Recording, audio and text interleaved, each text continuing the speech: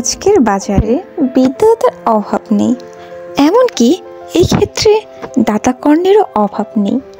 এবং আমরা আমাদের ছেলেদের তাদের দ্বারস্থই করে নিশ্চিত থাকি এই বিশ্বাসে যে সেখান থেকেই তারা এতটাই বিদ্যার ধন লাভ করে ফিরে আসবে, যার সুদ তার বাকি জীবনে আরামে কেটে দিতে পারে।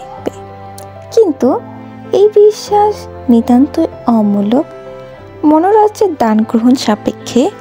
অথচ আমরা দাতার মুখ চেয়ে গৃহীতার কথাটা একেবারেই ভুলে যাই। এই সত্য ভুলে না গেলে আমরা বুঝতুমই না যে শিক্ষকের সার্থকতা শিক্ষাদান করাই নয়, কিন্তু ছাত্রকে তা অর্জন করিয়ে সক্ষম করাই। শিক্ষক ছাত্রকে শিক্ষার পথ দেখিয়ে দিতে পারেন, তার কৌতূহল উদ্রেক করতে পারেন, তার বুদ্ধিবৃত্তিকে জাগ্রত করতে পারেন, মনোরাজ্যের ঐশ্বর্য সাধন দিতে পারেন, তার জ্ঞান পিপাসাকে জ্বলন্ত করতে পারেন। এর বেশি আর কিছু পারেন না যিনি সার্থক গুরু। তিনি শিষ্যকের আত্মাকে উদ্ভাবিত করেন এবং তার অন্তর্নিহিত সকল প্রচ্ছন্ন শক্তিকে মুক্ত এবং ব্যক্ত করে তোলেন।